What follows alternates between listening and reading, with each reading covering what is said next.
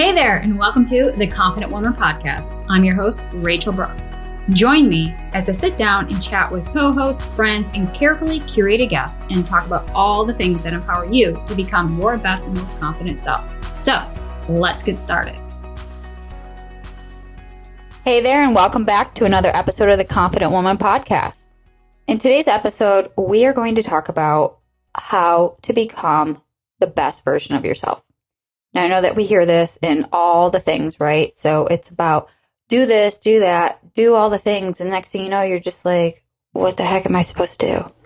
So I just want to address a few of those things. And hopefully in today's episode, it's more about adding less things to your plate so that you have that freedom and confidence and encouragement to just really keep going after whatever it is that really lights you up. And when we are just lit from within, that becomes the best version of you, right? Like, how incredible does that feel?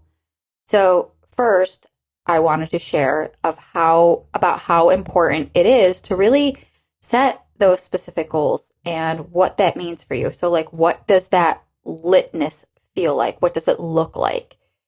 And when we can get to that point of recognizing what it is that we're looking to achieve, everything else just really kind of falls to the wayside. So we aren't adding more things to our plates. And this is where we get to stay in that lane and really identify those specific areas that you want to enhance or improve or whatever that is for you at that time and in the season. So hoping that this will help you stay focused and motivated as you do the work to becoming this best version of you. And when we talk about best versions, just want to remind you that best version is you from yesterday, right? We're only competing with who we were yesterday. And I think that's so important to note because we could be looking left and right and looking over the fence to see what that person's doing, looking right to see how that person got there. And when we go back to our lane, we could feel really discouraged and feel that, well, whatever progress we're making, it's not fast enough. It's not good enough. It's not going to get me to where I want to be, etc. Right? But again, you're your only competition. So the key to becoming the best version of you is primarily focusing on your personal growth and development, just you. And personal growth is that ongoing process that can help you become this best version. You can cater it, you can tailor it, you can modify it, do whatever you want, but it's yours and only yours to create and become. Nobody else, left and right, your neighbors, cannot make you be something that you're not qualified for, what you're not built for, what you're not created for. This is an internal long game journey. And that's something that I'm hoping that you are ready and buckled in and ready for this ride, right? It could be a joy ride. It could be a scary ride. Whatever it is, it's your personal journey. So think of it as like an opportunity to learn new skills, take up new hobbies, and setting those career goals, personal goals, whatever that is, uniquely for you. By taking care of your physical, your mental health, all those things. Everything that we look at from a holistic aspect of life in general are aiding and enabling you to become the person you are created to be. That is who this confident woman is. She's you, she's me, she's we, she's us, she's all of us, right? Because we all have our hands in this. We all have parts and pieces in our life that have been shaped and formed by environments, from social to society to our peers, our friends, our family, all the things. But if we don't take a moment to really honor ourselves and take care of that physical, mental, and even our emotional well-being, right? Because obviously emotions are a huge part of how we react and how we respond. So taking in account our overall health and well-being is a huge, huge part of this becoming aspect. So this might involve, getting our regular exercise, taking care of our health from the inside out, eating healthy, nutritious, nutrient-dense foods, to getting quality of sleep. Also, the quantity of sleep is a big important part. So it's not about like, okay, I just had a power nap and I feel refreshed and ready to go. Listen, we need more than just a nap, and we need to have deep quality sleep. And that's also a form of practicing self-care. So all of this together, right? So if we're not taking care of ourselves, then we are the product of what we become. So building and maintaining those strong foundations, those strong habits, those will also help us maintain strong relationships, especially the one that you have with yourself. Because if you have self-discipline and you are honoring and respecting your mind, body, and soul, then you are going to want to treat this being, this vessel, this physical body that you see in your reflection with such love and honor and respect, because you truly, truly deserve and should be taking care of yourself. Remember, this is your job. We can have our friends or partners or kids or family, whatever, pour into it, but yet who's going to be rooting for you the most, right? It's you. So having that insight will really just help you stay on track, and also just, having that discipline to know the direction of where you're going, why you want to do it, and the importance of, creating that solid relationship with self.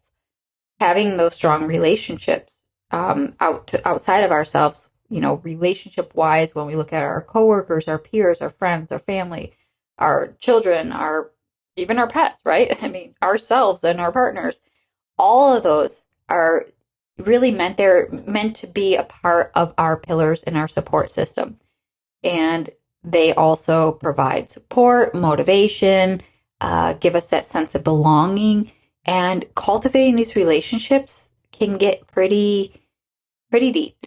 And I think that's so important to note, that going deep and connecting to yourself will really open the doors for others to have the opportunity to go deep and connect with them as well.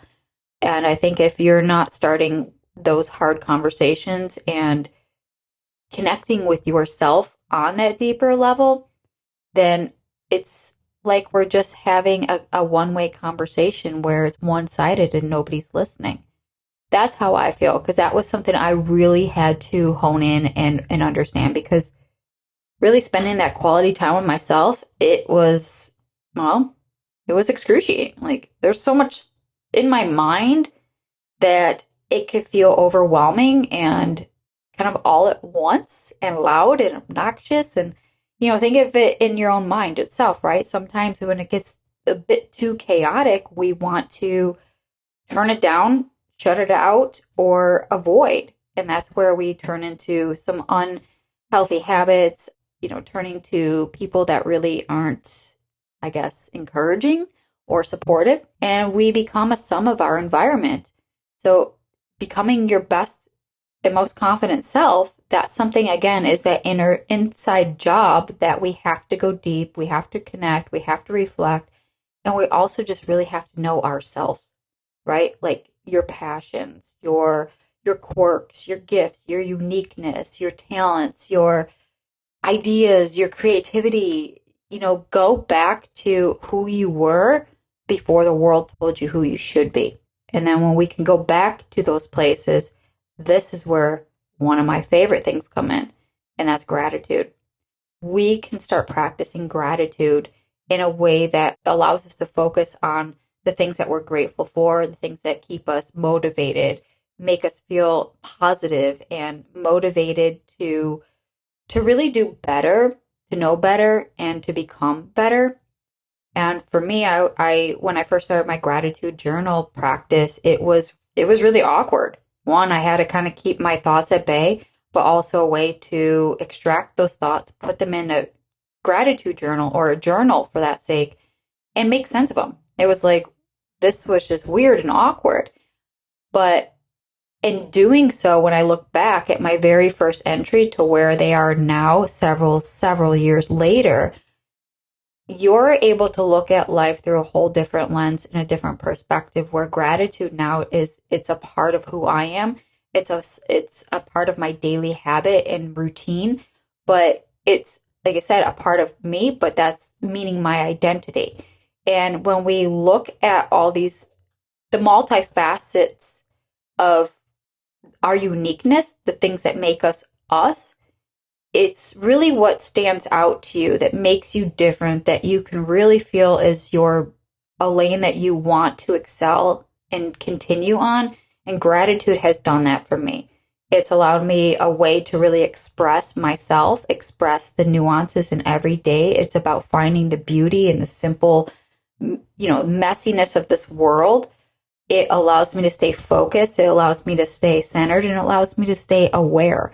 And I think as this world keeps going faster and faster with all the demands and expectations that feel like they're crushing at times, we could stay in that center lane and just be grateful for even just the simple, simple moments, like a hug, a moment of silence, the warmth of your first sip of coffee as it's going down your throat in the morning. It just warms you from the inside out.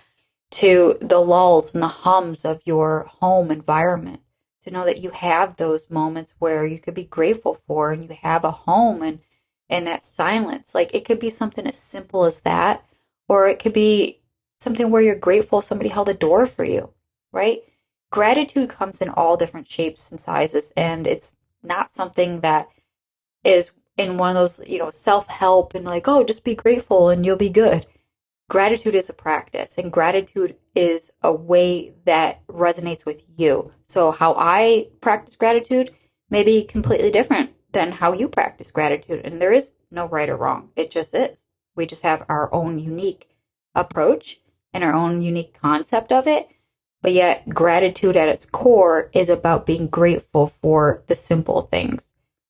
I think as we continue moving through this journey of life, it's easy to feel like you're missing out, that you don't have enough, that you feel like no matter how hard you're working towards something, the payoff isn't worth the reward. And, you can, I guess, listen, I'm pulling all this from my own personal experience. You might turn a little bitter. You might turn a little sour. And you might not really be fun to be around. And shifting that attitude to gratitude allowed me to really just be grateful for everything. And it's kind of like this blanket now in my life because of the practice that I've accrued over all these years. But it's something that has been so eye-opening and fulfilling and very, very rewarding because it keeps you in the present. And as we're continuing this journey, we could be tended to look further out in the horizon and just keep focused on the big pie in the sky. But each day that we're waking up and being blessed with the day to continue moving forward in our purpose, in our lives, in all the things, right there is just a moment of gratitude. And that's something I do each morning when I open my eyes. I thank God, my creator, for giving me another day. And I ask what he wants of me today. I might have my plans, but I have to ask my creator, what was your purpose for blessing me with this another day? What do you have in mind? What do you need me to do? And that allows me, again, staying focused, staying centered, and being grateful for all that I have right now. Because, to be honest, I didn't make this world. I didn't make me. And I came into this world with a purpose. And I think that's, when we look at purpose, it's about finding our place and being of service. That's how I interpret it. Again, everybody's unique and everybody's different and they have their own interpretations.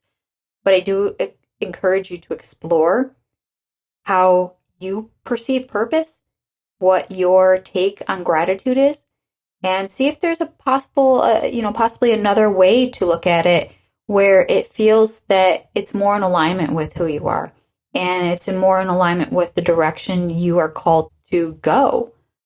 So in essence, like really seeking that guidance and support from our friends and family, looking at things from a different perspective. If you have a routine or something that works for you and it's, lighting you up, great, keep it. But if there's little tweaks in the ways that you're going about your gratitude practice to taking care of your health and wellness aspect in your personal relationships, whatever that is, we're just here to help each other. and not really press our opinions and our own, you have to do this, you have to do it this way. Well, we know how that works, right?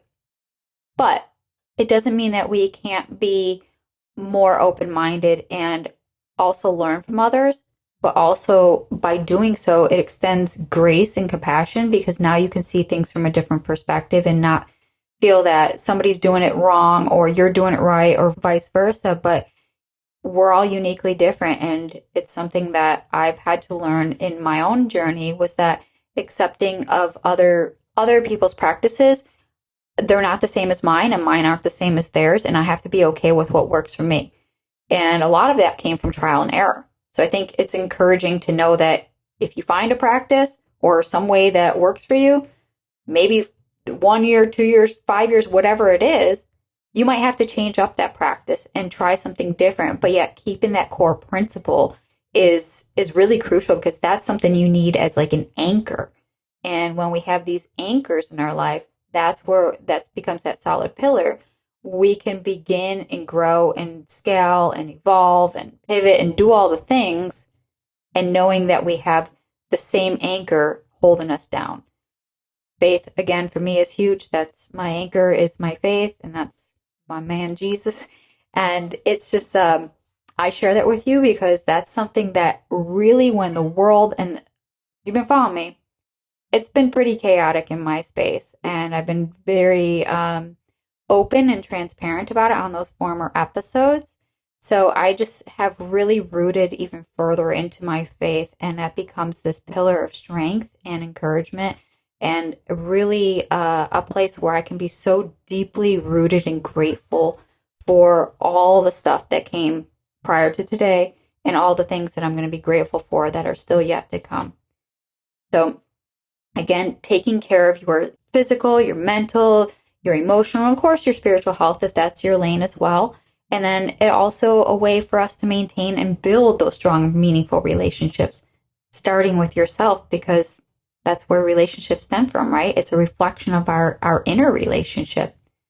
So you have to believe in yourself. And then, of course, seeking support, finding that guidance. And if you need any of that, please reach out. We love connecting. We have an incredible community. We have all kinds of things, from mentorship to courses to, guides, workbooks, all the things. Community as well. And it's just a way for us to really pour back into serving others, because, again, we're not meant to do life alone. And we can't be in this situation and feel like we want to empower others if we're feeling stuck in our own space. So please reach out if this is you, if you need any sort of just a place to talk openly, share. Come join the Confident Woman community. This is where our conversations take place, and this is where you can connect with others that are also on this journey to becoming their best and most confident selves. So thanks again for listening, and we hope that these tips in our community and all the things that the Confident Woman has created has really been of helpful use and tools, and just really a way to empower you to become who you're created to be. Hey there. Thank you so much for joining me on today's episode of the Confident Woman podcast. If you enjoyed today's episode as much as I did, please be sure to like, subscribe, and leave us a review. Thanks again for listening.